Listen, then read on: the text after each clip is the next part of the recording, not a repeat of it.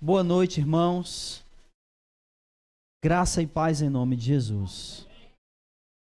Abram suas Bíblias no Evangelho de João, capítulo 12. Nós estamos aí desde o meio do ano, trabalhando esse tema, as boas novas no Evangelho de João. E estamos desde o início do Evangelho de João falando sobre isso. E hoje nós iremos dar continuidade aqui no capítulo 12. Evangelho de João, capítulo 12. Todos acharam? Amém. Então, por favor, vamos orar.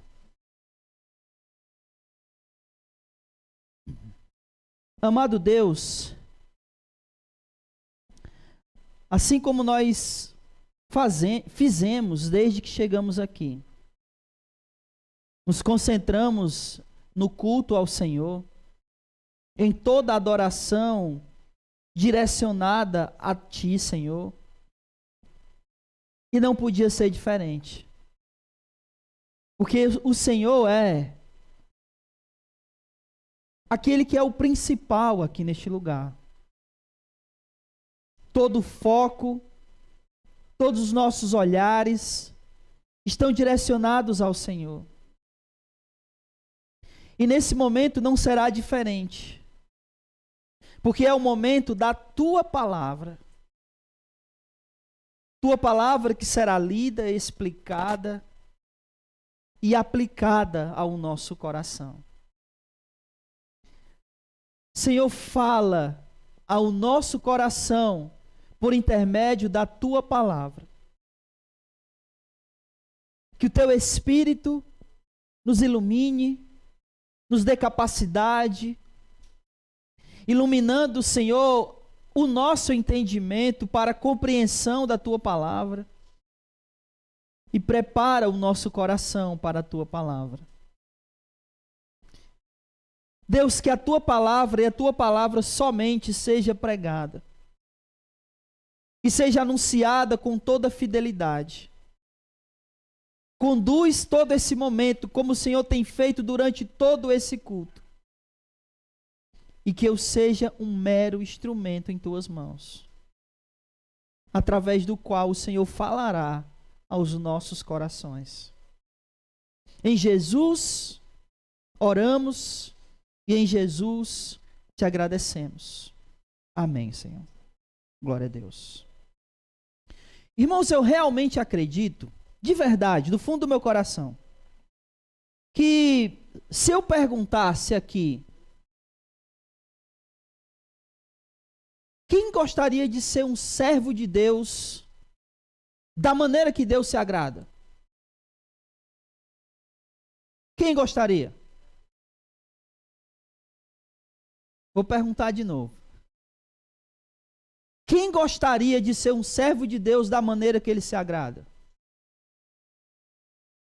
Do fundo do meu coração eu acredito nisso. Que todos nós gostaríamos de ser um servo de Deus da maneira como Ele se agrada. Eu não tenho dúvidas disso. A grande questão, e aí penso eu que, se eu perguntasse agora, quem está sendo um servo da maneira como Deus se agrada, e sem querer constranger ninguém, eu acredito que a maioria de nós diria que não está sendo um servo como Deus se agrada. Não é verdade? Nós queremos isso. Mas, na realidade, não é algo que a gente tem feito, que a gente faz. E essa é uma questão que é muito interessante, é muito importante que a gente reflita sobre isso. Por que que isso acontece? Por que que a gente deseja ser um servo como Deus se agrada, mas na prática a gente não consegue ser? O que nos impede de que isso aconteça? De que nós sejamos servos dos quais o Senhor se agrada. Penso eu que esse texto que nós iremos ver hoje, ele fala um pouco sobre isso. Que vai nos mostrar coisas aqui que podem ser aplicadas à nossa realidade e nos mostrar o porquê que a gente não tem sido esse servo que nós gostaríamos de ser e que o Senhor se agradaria.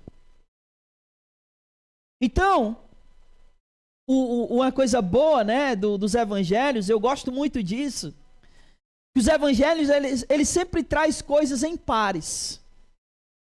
E pensando nisso, eu quero dividir o capítulo 12 em 4 momentos. O primeiro momento é Maria versus Judas. Que vai ver o que Judas fez, né, ou falou, e o que Maria fez. O segundo momento, nós vamos ver as multidões dos judeus e os gregos. Esse é o segundo momento. O terceiro momento é quando Jesus faz um discurso, aí vai ter aqueles que vão crer e os que não creem. E o último momento é o desfecho final, quando Jesus ele vai falar que ele é a luz do mundo. Amém? Então é isso que a gente vai tratar agora e vamos tentar tirar lições preciosas para a vida de cada um de nós. Então, acompanhe comigo, capítulo 12, versículos do 1 ao 11, por enquanto. Então vamos lá. 6 dias antes da Páscoa, Jesus foi para Betânia, onde estava Lázaro, a quem ressuscitara dos mortos. Ofereceram-lhe ali um jantar. Marta servia e Lázaro era um dos que estavam à mesa com ele. Então Maria, tomando um frasco de bálsamo de nardo puro, de alto preço, ungiu os pés de Jesus e os enxugou com seus cabelos. A casa se encheu com o perfume do bálsamo. Mas Judas Iscariotes, um dos discípulos, o que haveria de traí-lo, disse: por que este bálsamo não foi vendido por 300 denários? O dinheiro dado aos pobres. Ele disse isso, não porque se preocupasse com os pobres, mas porque era ladrão. Como responsável pela bolsa de dinheiro, retirava do que nela se colocava. Então Jesus respondeu: deixai-a em paz, pois ela o guardou para o dia da preparação do meu corpo, para o meu sepultamento. Pois sempre tereis os pobres convosco, mas a mim nem sempre tereis. Só até aqui. Porque aí o que vai acontecer aqui é que os judeus souberam do que estava acontecendo, né? Desse banquete lá. E aí eles intentaram não somente matar Jesus, mas também vão tentar matar Lázaro, porque afinal de contas, Lázaro era o quê? Era o testemunho vivo do que Jesus havia feito, né? Havia ressuscitado Lázaro. Mas aqui, irmãos, é o seguinte. Há algumas coisas aqui que dariam uma pregação só desse texto. Só daqui. Porque o que Maria vai fazer, né, eles estão lá nesse banquete, todos sentados à mesa, na verdade, não sentados, né, reclinados, porque naquela época não havia cadeiras, então eles sentavam no chão e se inclinavam sobre a mesa. E aí, Maria vem e vai lavar os pés de Jesus. Só que ela não faz somente isso. Ela pega um bálsamo de nardo puro. Você sabe o que realmente significa um frasco, né, um recipiente cheio de nardo puro?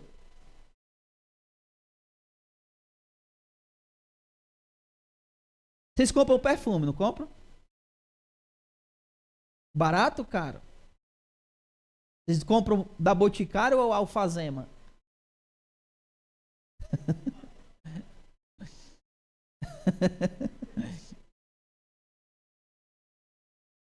Isso aqui nem dá para se comparar com um perfume somente. Isso aqui era algo caríssimo. Não é à toa que eles deixaram bem claro. Leia comigo aí de novo. Versículo 3. Era um frasco de bálsamo de nardo puro. Nardo puro. Isso era algo de extremo valor. Era algo muito valioso. Provavelmente ela deveria ter juntado isso aqui, por muito tempo. Provavelmente gastou suas economias nisso aqui. E ela estava guardando. É interessante Jesus, ele interpretar tudo isso aqui como sendo que ela estava preparando o corpo dele, né? Porque ele morre numa sexta, e aí eu não sei se vocês sabem, mas era comum, a pessoa morria, e no dia seguinte, o corpo dela era embalsamado, né? Colocava aromas e tudo mais. Só que o corpo de Jesus não podia ser feito isso no dia seguinte. Por que não? Porque era sábado. Então ele interpreta o que ela fez como sendo uma coisa que ela está fazendo, já preparando o corpo dele para o sepultamento. Só que ela fez mais do que isso. E é isso que eu gostaria que nós percebêssemos, porque eu quero comparar o que ela fez com o que Judas tenta fazer. E o que Maria está fazendo nada mais é do que entregando ou colocando aos pés de Jesus todo e qualquer coisa que não apenas era precioso para ela, mas que poderia prendê-la a esse mundo. Nós temos muita dificuldade de nos livrarmos de coisas desse mundo. Às vezes eu fico pensando que, assim, é bem comum as pessoas terem medo de morrer, não é? É ou não é? Mas às vezes eu fico pensando que elas são muito mais apegadas ao que elas têm. Tipo assim, eu tenho uma casa, se eu morrer, eu vou deixar a minha casa. Para quem vai ficar? Hã? Então, o que ela fez foi se desprender de qualquer coisa que pudesse prender ela a esse mundo. De certa maneira era isso que ela estava fazendo. E algo que para ela era extremamente valioso.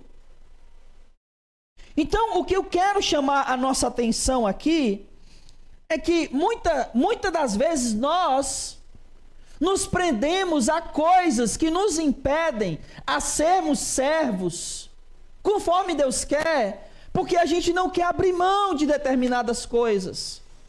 Às vezes um bem, às vezes até algo pecaminoso. Você já ouviu essa frase? Mas o meu orgulho é tudo que eu tenho. Sim ou não? Mas o meu amor próprio é tudo que eu tenho.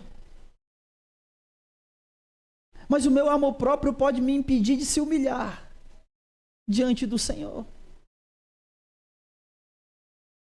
O meu orgulho pode me impedir de servi-lo como Ele gostaria que eu servisse. Tudo é uma questão daquilo que Jesus disse lá em Mateus 6:21. Aonde está o teu tesouro?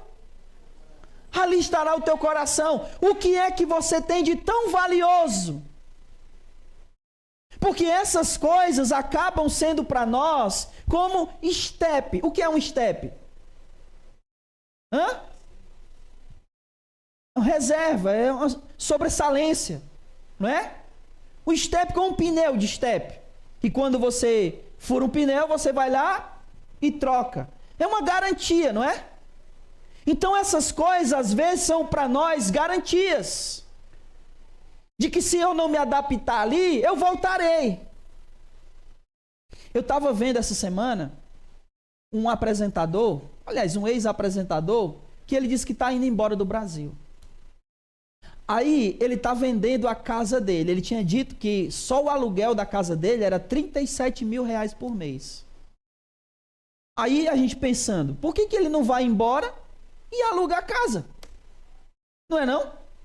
Não é mais jogo? Só que ele disse que estava indo embora para não voltar. Mas se ele manter um lugar aqui, ele vai ter sempre a esperança de voltar. Vocês estão entendendo? Ele tem um step. Já se ele não tem para onde voltar, se ele vendeu, ele vai fazer de tudo para ficar lá. Em outras palavras, se eu abrir mão de qualquer coisa que para mim seja valioso e que não tenha como me prender, que não me faça voltar, eu não tenho por que voltar. Porque tudo eu já entreguei. E esse talvez seja o problema de todos nós. O que é que nós ainda precisamos abrir mão e que é valioso para a gente, mas que a gente tem como step, algo que a gente não consegue abrir mão e não nos faz ser servos como a gente gostaria de ser. Eu estou falando sobre pecados, mas pode ser até um bem. Um bem material, do qual eu não consigo abrir mão. Então, Maria, ela fez algo muito bom para ela. Ela se livrou de algo que pudesse prender ela, a vida que ela tinha. E sabe uma coisa interessante? Leia comigo o versículo 3.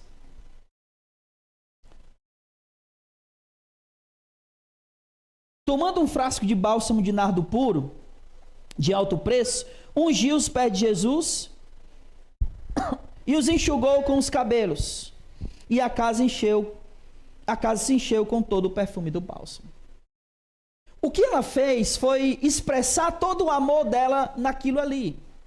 Porque, bom, não sei se você sabe, né? Mas o que ela está fazendo é ungir, certo? Ela está ungindo Jesus. Aonde é que se derrama uma unção?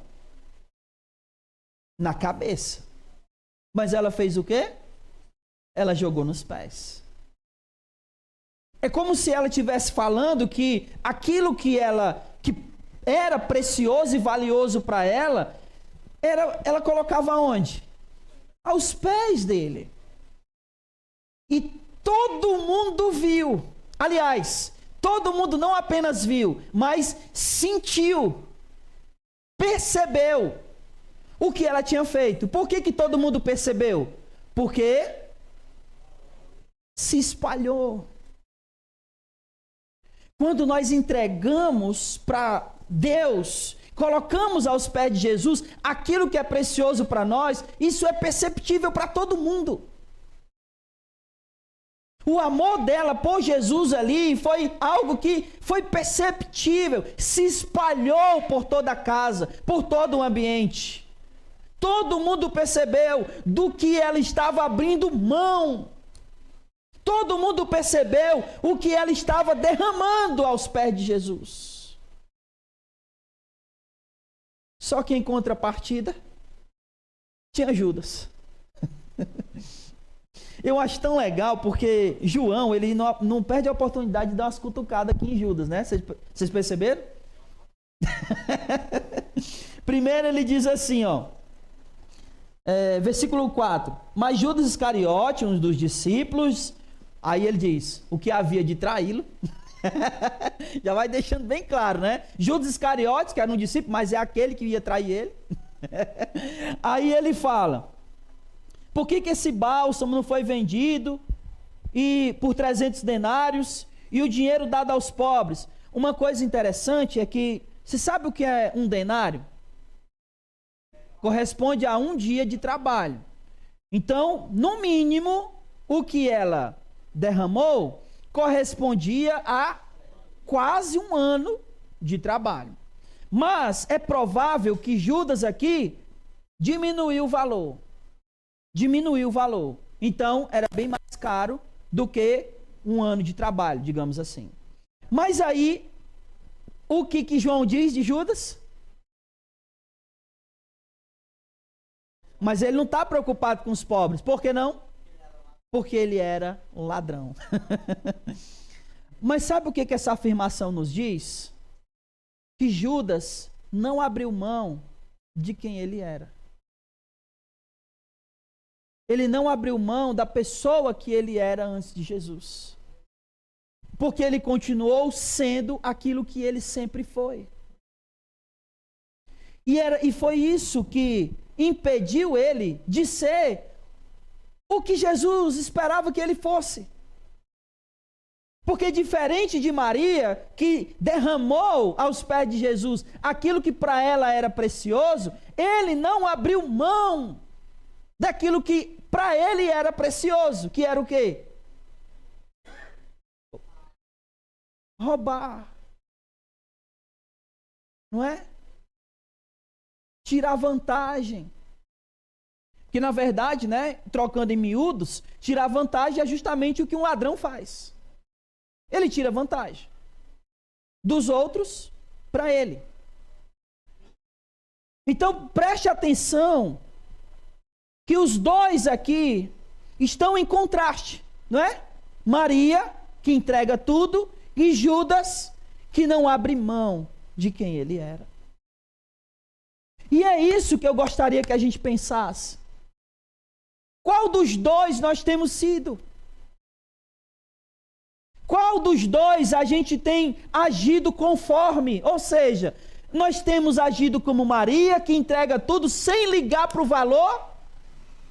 Ou se nós temos agido como Judas, ainda sendo aquilo que nós éramos antes de Jesus. Aquilo que a gente sempre foi antes de Jesus. Porque se a gente tem agido como Judas, tem sido exatamente isso que tem nos impedido a ser o que a gente gostaria que fosse, que a gente gostaria de ser, e aquilo que Deus espera que a gente seja. Amém? Qual dos dois nós temos sido? Como Maria ou como Judas? Essa é uma reflexão que eu espero que você faça com você. Que você não faça com o irmão. Que você não faça com a sua esposa. Que você não faça com o seu marido. Que você não faça com o seu filho. Que você não faça com seus pais. Que você faça a você. Qual dos dois você tem sido? Maria, que entrega tudo, que abre mão de tudo por amor a Jesus? Ou Judas, que não abre mão de ser quem sempre foi? O segundo encontro aqui, a segunda parte, é as multidões. E aí, nessas multidões aqui, tem dois tipos, né? Tem a multidão dos judeus e tem a multidão dos gregos. E vamos ver aqui, versículo 12.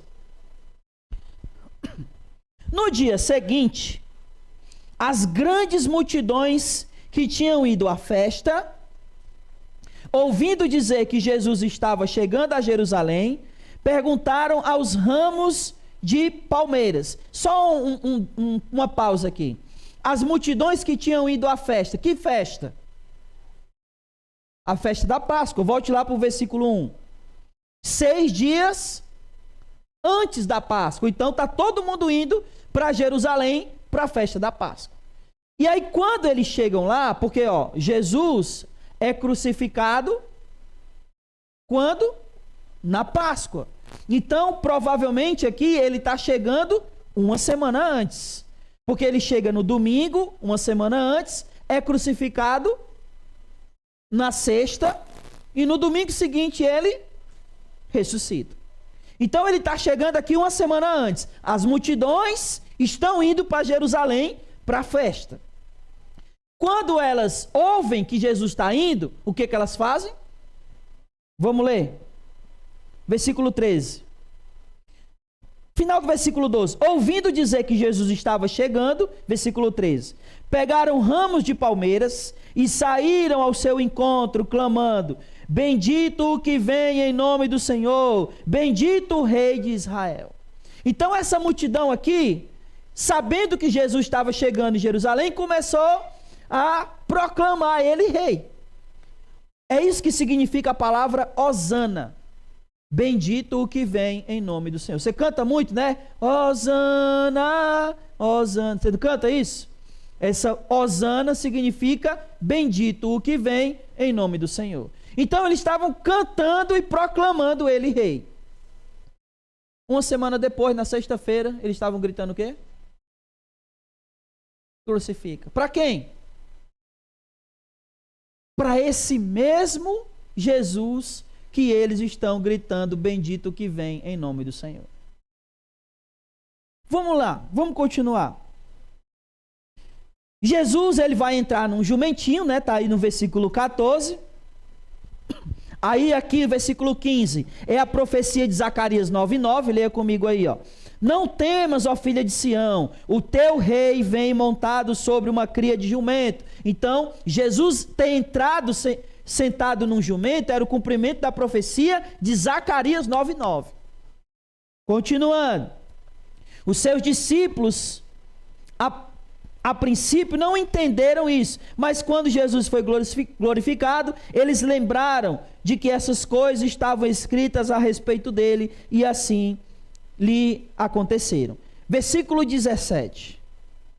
A multidão que o acompanhava, quando ele chamou Lázaro para fora do sepulcro e o ressuscitou dos mortos, testemunhavam essas coisas. Por isso a multidão foi a seu encontro, por ter ouvido que ele realizava aquele sinal. Então aqui nós temos uma multidão que viu e ouviu sobre o milagre que ele fez com Lázaro. O que ele fez com Lázaro? Ressuscitou. Então está todo mundo lá. Estão lá dizendo Hosana, Hosana, Hosana. Mas também tinham os gregos. Os gregos aqui são os gentios. Versículo 20. Entre os que tinham subido à festa para adorar, estavam alguns gentios, alguns gregos. Eles se dirigiram a Felipe, que era de Betesda, da Galileia, e pediram: Senhor, queremos ver Jesus. Aí, Felipe, ele foi até André, e aí André e Felipe foram até Jesus para dizer que os gregos queriam ver ele. Então, peraí, vamos lá.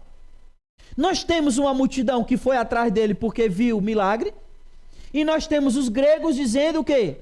Queremos ver Jesus. Queremos ver se ele é isso mesmo. A gente quer comprovar se Jesus é de fato quem ele diz ser, quem as pessoas estão dizendo que ele é, e queremos ver se ele faz o que as pessoas dizem que ele faz. Multidões e os gregos. Qual dos dois nós deveríamos ser?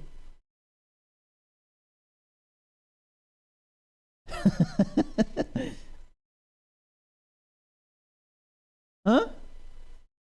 Nós temos a multidão que está dizendo Hosana, Hosana, então lá porque viram sinais, viram ele ressuscitar Lázaro. E os gregos dizendo: Senhor, a gente quer ver Jesus, quer comprovar se ele é ele mesmo. Qual dos dois a gente deveria ser?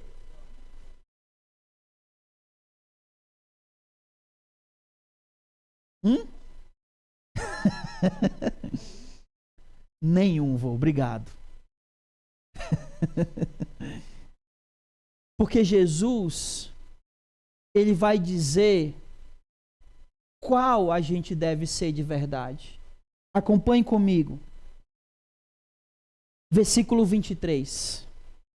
Jesus lhes respondeu: chegou a hora de ser glorificado o Filho do Homem. Porque ele entendeu o seguinte: se até os gentios estão me procurando, é porque chegou a hora. Chegou a hora do Filho do Homem ser crucificado. Aí ele continua, versículo 24. Em verdade vos digo, se o grão de trigo não cair na terra e não morrer, ficará só. Mas se morrer, dará muito fruto. Ele está falando de quê? Da morte dele. Se ele não morrer, não vai acontecer nada. Mas se ele morrer, vai dar muito fruto. É isso que ele está dizendo. Aí olha só. Aqui é quem nós devemos ser. Versículo 25. Quem ama a sua vida irá perdê-la. E quem odeia a sua vida neste mundo irá preservá-la para a vida eterna. Se alguém quiser me servir, siga-me. Onde eu estiver, lá também estará o meu servo. Se alguém me serve, o Pai o honrará. Não adianta cantar somente hosana. Não adianta querer ver milagres. Não adianta querer ver Jesus. É necessário entregar a vida.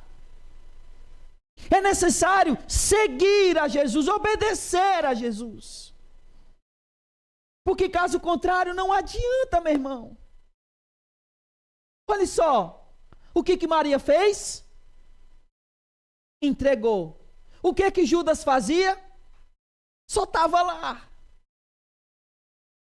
E não adianta estar somente lá. Não adianta somente a gente chegar aqui, culto após culto, e cantar e adorar, mas se a nossa vida não for entregue a Jesus, se nós não seguirmos a Jesus, nada disso adianta. Porque nós fomos chamados para entregar a nossa vida a Jesus. Nós fomos chamados para morrer, irmãos. Seja espiritualmente, seja fisicamente, se assim for nos pedido. Se entrasse alguém ali agora e dissesse, ou você nega a Jesus ou você morre, qual seria a nossa atitude? Preservaríamos a nossa vida? Ou diríamos, a minha vida pertence ao Senhor, ela já não é minha? Nós somos chamados para isso, meus irmãos. Para entregarmos uma vida que já não é nossa mais. Lembra do que Paulo disse? Já não sou eu quem vivo. E esse viver que agora vivo pela fé no Filho do Homem, que a si mesmo se entregou por mim. Então não é a multidão que eu tenho que ser, mas eu tenho que ser aquele discípulo que verdadeiramente é chamado por Jesus e que atende o chamado de Jesus. E talvez seja isso que nos impede de ser o que a gente gostaria. Porque Jesus nos chama para sermos seus discípulos, para ter esse compromisso com Ele, para entregar a vida, para não amar a sua vida nessa terra. Porque quem quiser preservar a vida nessa terra, irá perdê-la. Mas aquele que morrer aqui, por amor de Jesus, a ganhará eternamente. Talvez falte isso para nós. E note, para nós. Eu estou me incluindo nisso também.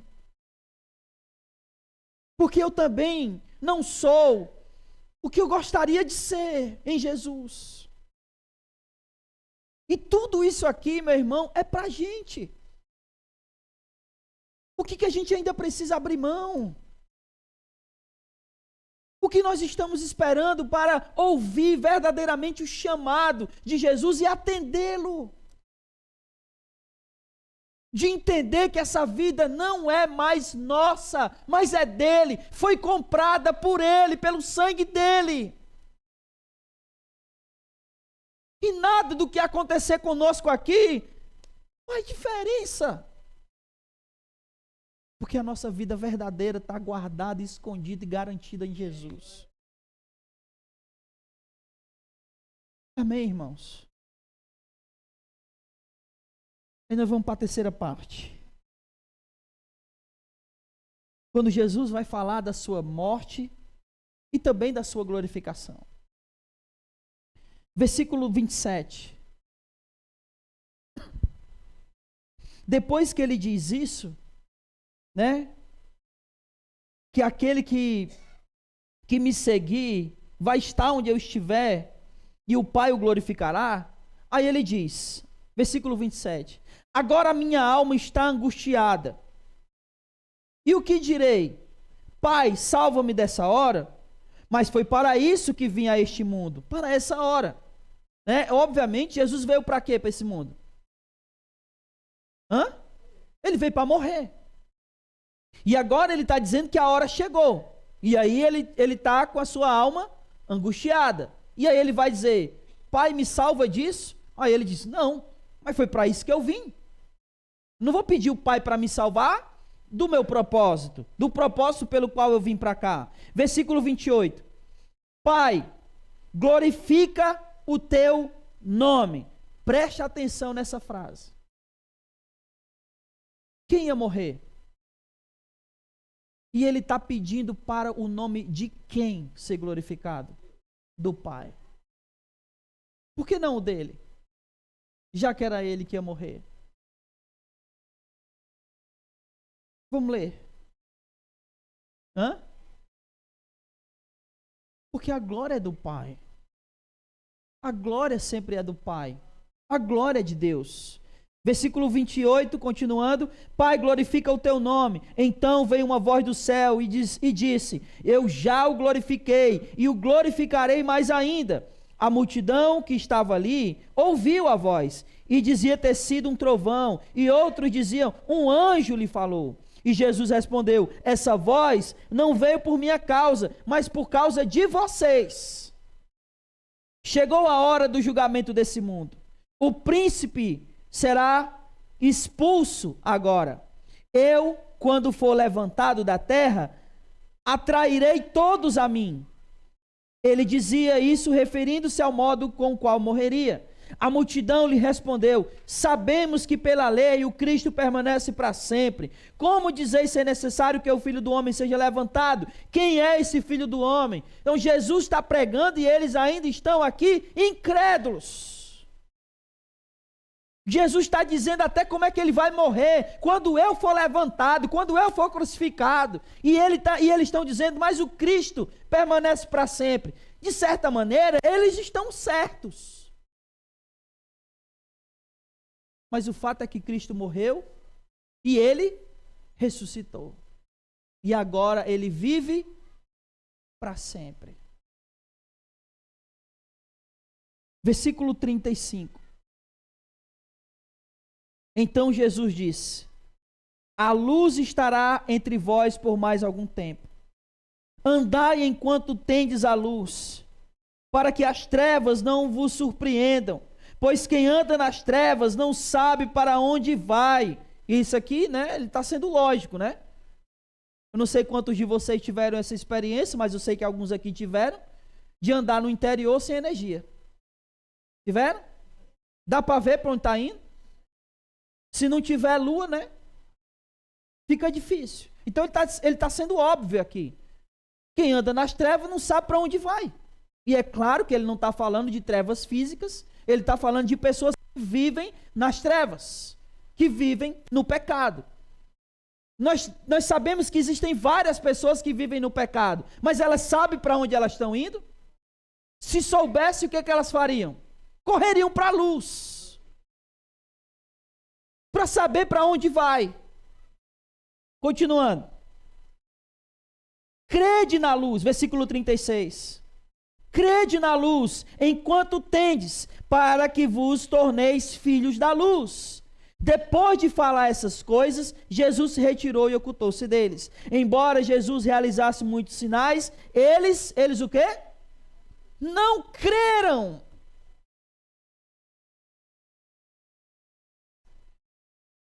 Se Jesus estivesse nessa terra até hoje, e os fariseus estivessem nessa terra até hoje, eles até hoje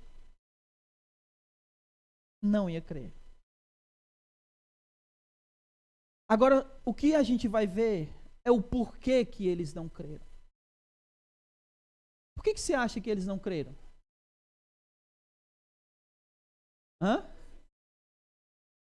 Porque era o propósito. Eles não podiam crer. Porque se eles crescem, Jesus não ia ser crucificado. Não é não? Se eles crescem, olha, o Filho de Deus. Não, mas vocês têm que matar ele. É claro que não. Matar o Filho de Deus? E é isso que João vai dizer agora. Embora Jesus realizou os milagres, eles não creram. E não creram para quê? Versículo 38. Para que se cumprisse a palavra do profeta Isaías. O Senhor, quem creu em nossa pregação?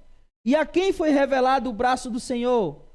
Por isso não podiam crer. Esse versículo 38, ele está citando Isaías 53. E o versículo 39 e 40, ele vai citar Isaías 6:10.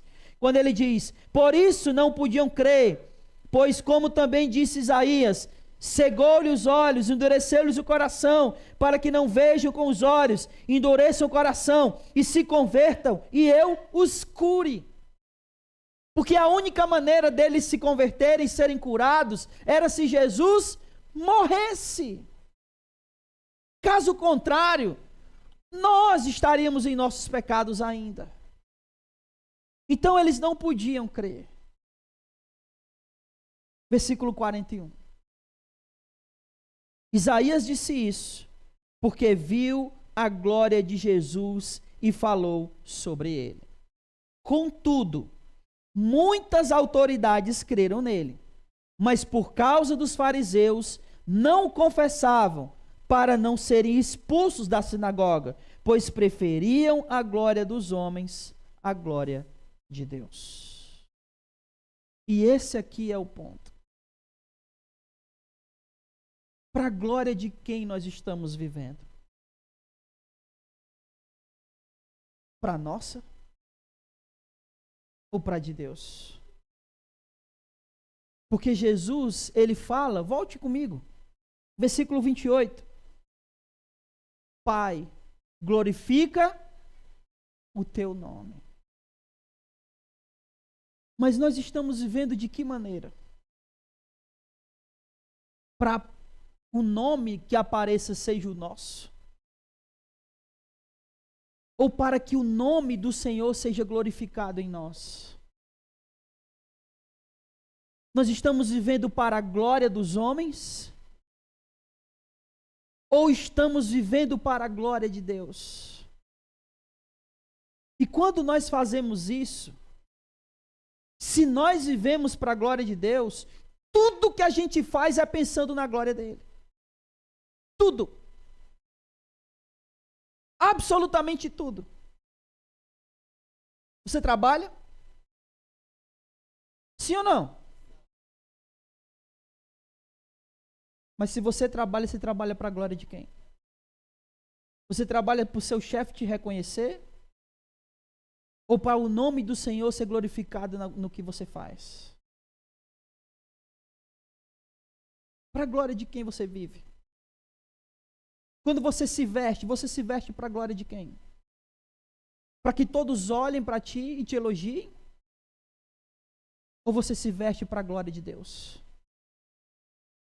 Quando você pensa, quando você fala, quando você age, você faz essas coisas para quem? Para que as pessoas te admirem? Ou para a glória do Senhor? Talvez essas coisas nos impeçam de ser aquilo que nós gostaríamos de ser. Porque a nossa vida precisa ser uma vida que glorifica o nome do Senhor. E a última, que é o desfecho aqui, que é quando Jesus ele vai falar sobre ele ser a luz do mundo, versículo 43.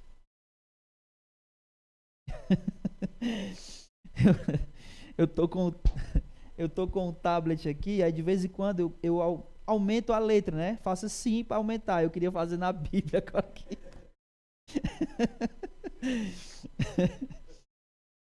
Eu fiz assim. Ai, meu Deus. Versículo 44. Então Jesus falou em alta voz: quem crê em mim, não crê apenas em mim, mas naquele que me enviou.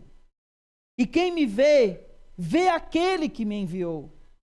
Eu vim como luz ao mundo, para que todo aquele que crê em mim não permaneça nas trevas.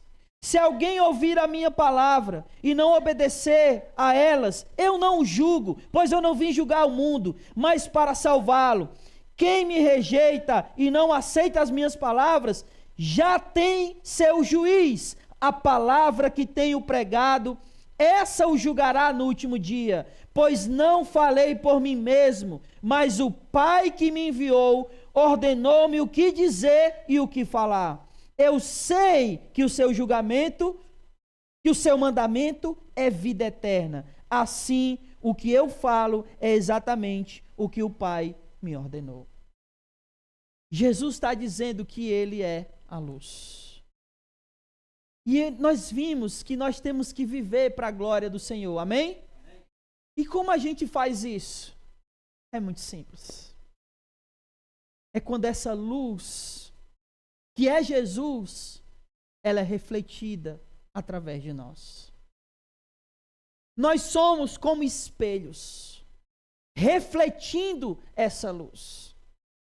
Quando Jesus disse em Mateus 5, que nós somos a luz do mundo, ele não estava dizendo que essa luz que agora nós somos é nossa. Ele está dizendo que nós deveríamos ser como refletores, espelhos que refletem essa luz que agora está em nós. Mas preste atenção. Nós somos espelhos que refletem essa luz. Quando você olha no espelho, o que você espera ver?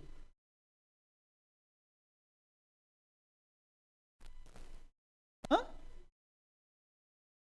O que você espera ver? Fale. A sua imagem, sim ou não? O seu reflexo, não é isso? Quando você faz isso, você presta atenção no espelho?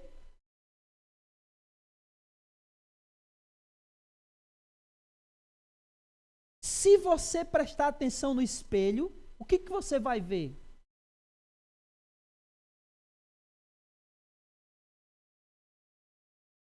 Pode falar.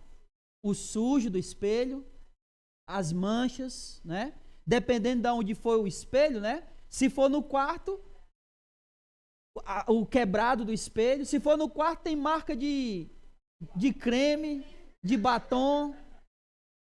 Se for no banheiro, tem os respingos de quê? De pasta de dente. Mas é isso que você espera ver quando olha para o espelho?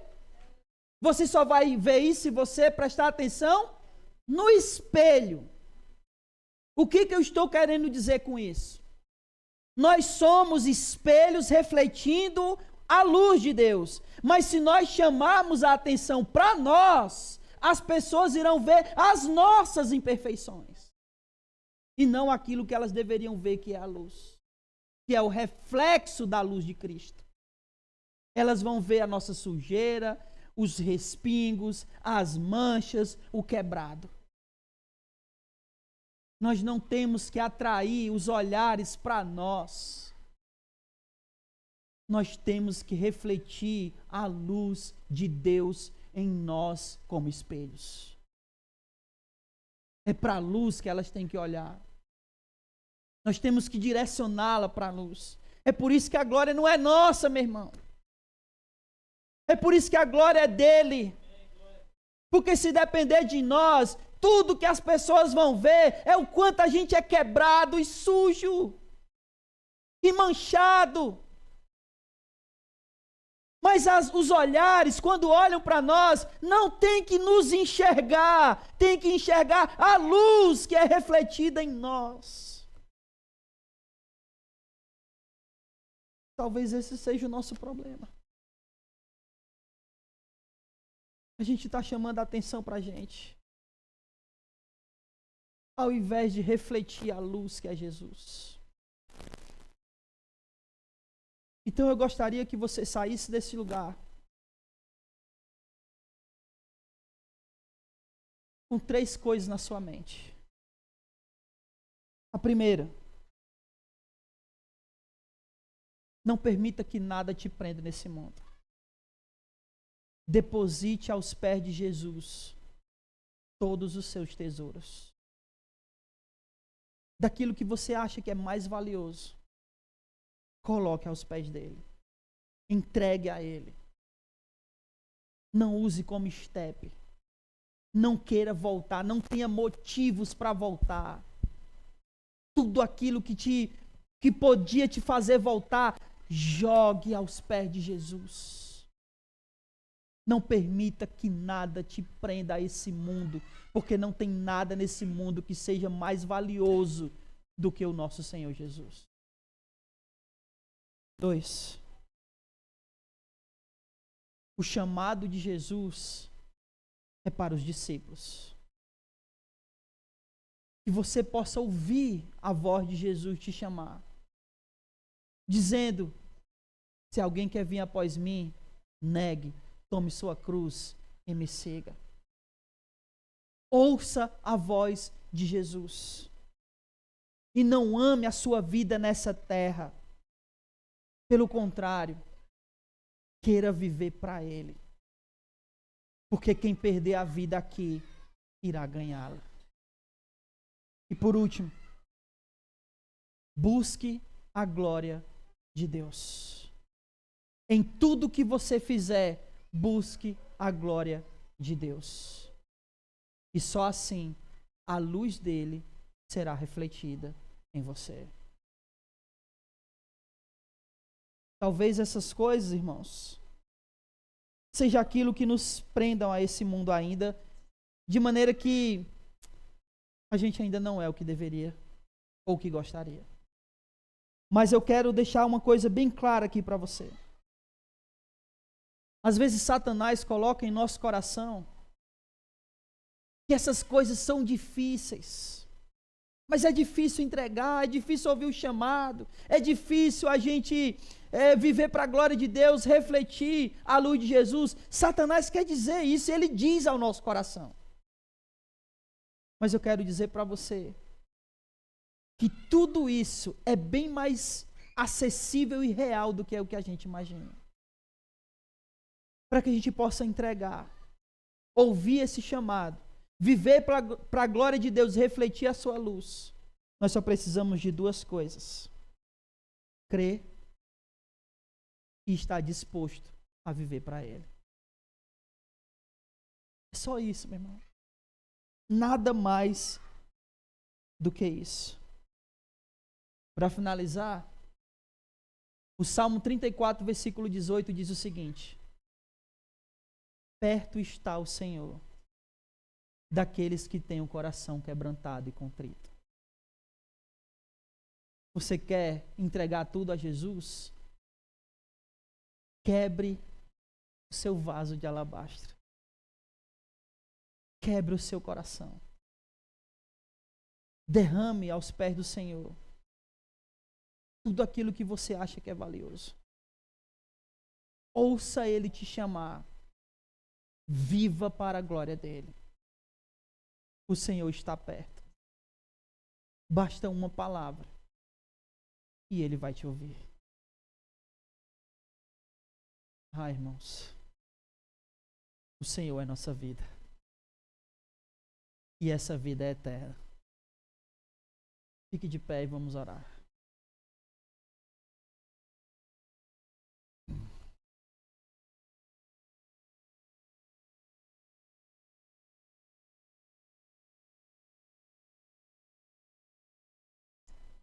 Oremos. Bendito Deus, Pai